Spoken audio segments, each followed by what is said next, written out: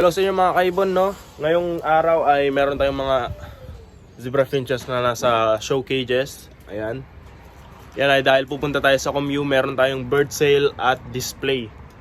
So, di-display tayo ng zebra finches. Meron tayong 5 cockbirds na i-display. Ito ay gray mutation, fawn mutation, ayan, nandyan. Black face. Tapos dito meron tayong SFW. Tapos 5 dito. Hindi na ako naglagay ng mga silver at cream dahil yung iba nangingitlog, no? May itlog sila kaya hindi natin sila pwedeng galawin. Meron din tayong 4 na pair dyan. Yan ay nabenta na natin. At nandun na yung buyer natin sa Comew. Ito yung nabili niya na yung dati pa. So, meet up na lang natin siya doon. So, sana ma-enjoy nyo yung video natin ngayon, guys. At magdi-display tayo ng mga birds sa ating bird sale. Para sana encourage natin yung ibang breeders or ibang mga bird keepers na mag-enter ng zebra finch. Na mag-alaga sila ng zebra finch. Or yung iba na mag-enter sa hobby ng bird keeping. No, yun yung purpose natin doon. At meron yung mga drinkers natin dito, ilalagay natin yan. So tara guys, i-display natin sila sa bird sale natin. Tara, sana ma-enjoy nyo guys, subscribe kayo.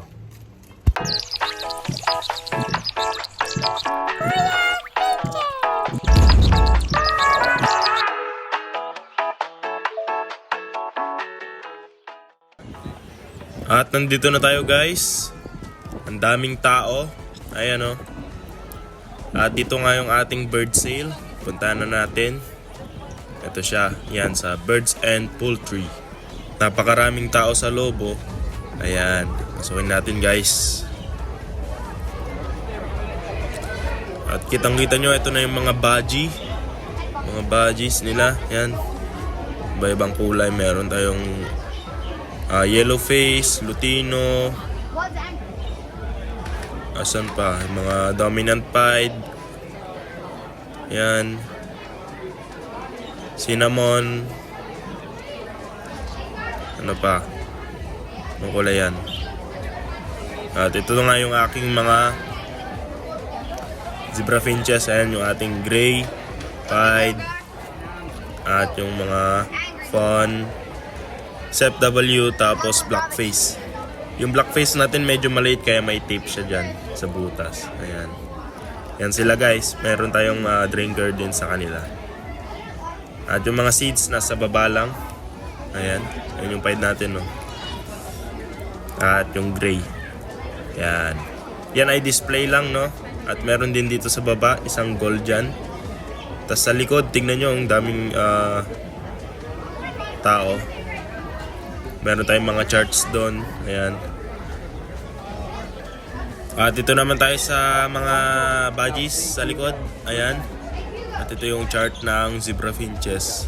Hindi lahat ng mutation dyan ay nandito sa New Zealand. No? Konti lang. Tapos meron tayong mga canary. Mas maraming keeper ng canary dito. No? At ito yung mga tinitindang ibon. Ayan. Gold dyan.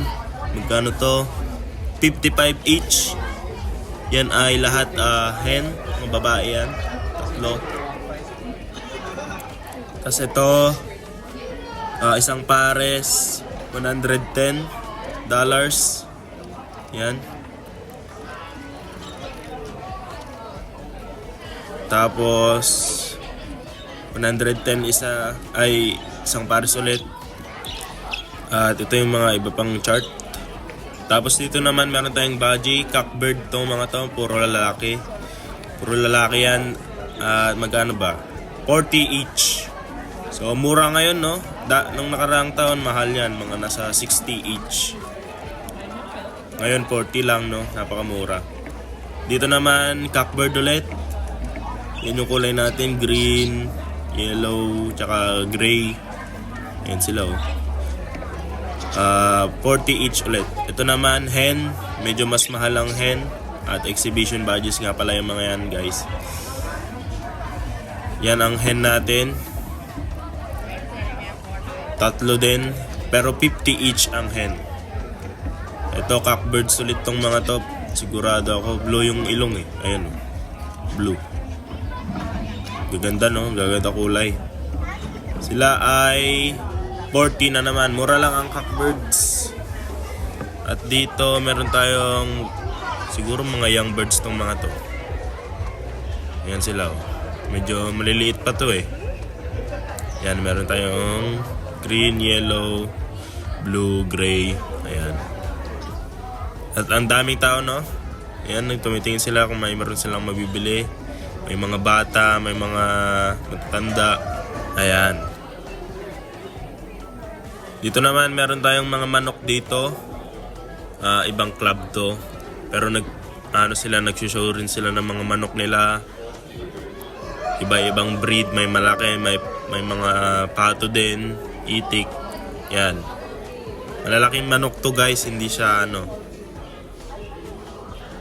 basta malalaki siya at meron tayong iba-ibang klase ng manok. Yan, tignan lang natin. May mga black na itik. Ayan o. Ano yan eh, mga show chicken. Parang mga showbirds. At tawag nila sa mga manok na yan ay heritage breed. Patuloy nilang binibreed yan para hindi mawala yung kulay na breed nila dati pa no. Ayan. Dito mga maliliit na manok yun, mga bonsai. Yung nandyan sa gilid. Kasi ito malalaki. Ayun oh, lalaki oh. Iba-ibang kulay pa, magaganda rin sila. Ayun oh. Iba-ibang manok. Itong lalaki, itong laki oh. Yan. Ito malaki din to oh. Ayan oh, mga hen. Hen.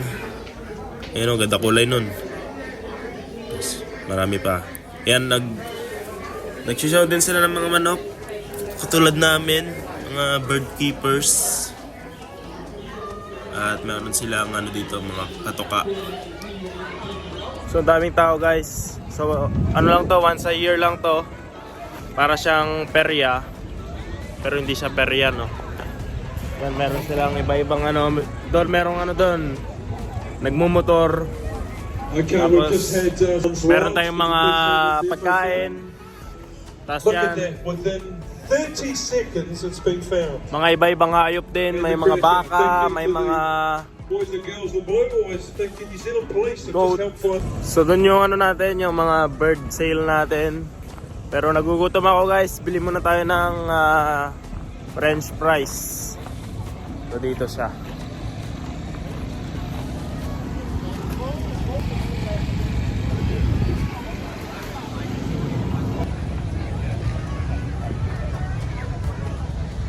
Daming tao guys. Ayan o.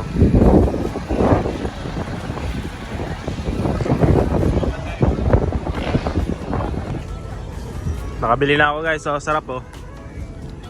Wow. At nandito na nga ulit tayo guys. Babantayan natin yung ating mga ibon. Just in case may mga batang makukulit, no? Baka guluhin yung natin at mahulog. Makawala pa yung ating mga ibon, no? So yung bird club namin ang nag-organize nito. Tinutulungan ko din sila dahil isa naman ako sa member ng bird club namin. Ayan, yun yung ating mga badges guys. Yan.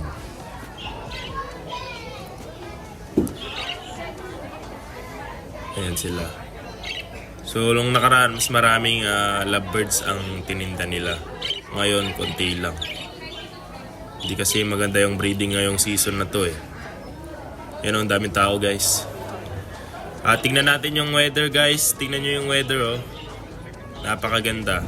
Hindi maulan ngayon. Ayan. Hindi rin siya cloudy. Sakto lang.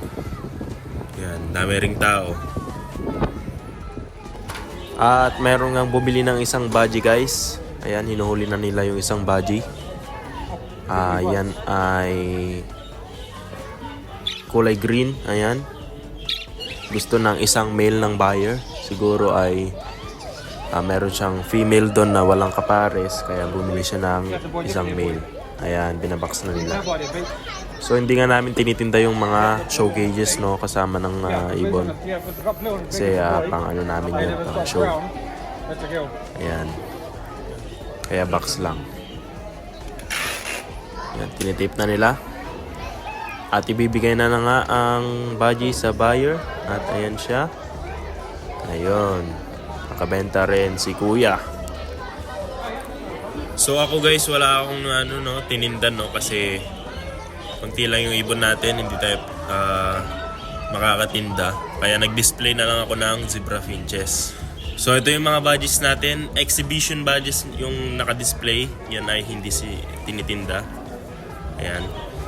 So last year, mas maraming tinindang badges kasi mas marami din kami noon na nagtinda. So meron din tinindang fire finches, cordon blue, iba-iba. Ako naman nagtinda ng zebra finches. Ayun. At panibagong araw na naman mga kaibon, ngayon ay linggo, pangalawang araw ng ating bird sale at display. At dahil may work tayo, tapos na yung display nila, kaya kukunin na natin yung mga ibon sa ating kaibigan. Siya muna yung nag-uwi ng ibon natin para hindi maiwan dun sa pinagtindahan nila, no? So kukunin natin yung mga ibon natin dun sa bahay niya. Tapos tignan natin kung okay ba sila or kung goods pa ba sila. So tara guys, kunin natin. At nakuha na natin yung mga ibon guys. Ayan sila. Kinuha natin siya sa ating kaibigan dahil may work tayo ngayon. Ayan. Siya muna nag-uwi. Tapos pinick up natin sa bahay niya. Hindi naman silang lahat, no? Yung mga drinkers natin, kompleto sila dyan. At uwi na natin sila. Pakauwi na tayo guys. Ito na yung mga zebra finches natin. Yan sila. Tingnan niyo tong isang male natin. Kung paano siya tumayo. Ibang klase tumayo, no? Para siyang manok eh. Oh. Straight na straight yung tayo eh.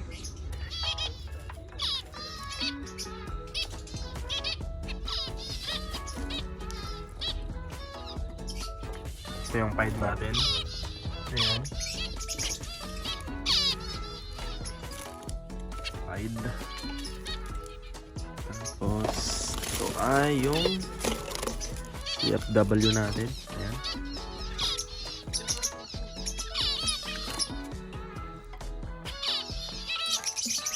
Ito yung black face natin.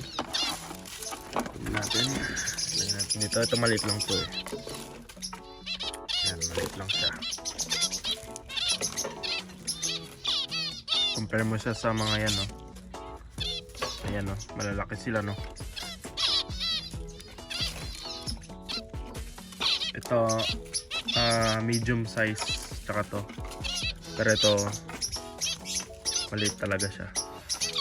Siguro magkaka-size lang to, pero itong dalawang to ay malaki. Ayan. Wow na itong mga to, sigurado. Talagyan na natin sa kulungan nila. At tapos na nga natin ilagay ang ating mga zebra finches, guys. Diyan na sila. Bumalik na sa kanilang mga breeding cages. At yun yung ating bird sale sa araw na ito at kahapon, no? Ganun yung pagtitinda ng mga ibon nila dito. So merong ng mga naka-display at merong mga for sale. Ganun sila magtinda. Tsaka once a year lang yun. Ganun rin sa ibang mga bird club. Sabihin natin Wellington, once a year lang sila mag bird sale. Siguro next week, mga ganyan. Hindi pwedeng sabay ang Auckland, tapos Hamilton, tapos Wellington. Hindi pwedeng sabay-sabay unless magkakalayo sila. Pwede lang magsabay kung kunwari North Island may bird sale doon, syempre meron din dapat sa South Island kasi malayo naman. Pero pag magkalapit ang bird club, hindi sila pwedeng magsabay ng bird sale or ng bird show. Parang sa ganun yung mga mag-iibon ay makabili din sa ibang araw kung sakaling magtinda si Auckland, tapos next week si si Hamilton. Ganun siya. At sana na-enjoy nyo guys ang ating vlog sa araw na to. At isang update ay meron tayong mga pied sa ating mini aviary. Nilagyan na natin sila ng mga singsing. So meron tayong 5 pied. Ayan. Sana na-enjoy nyo guys ang ating video ngayon. Mag-subscribe kayo kung hindi pa kayo nakasubscribe. At see you sa next video natin. Salamat guys!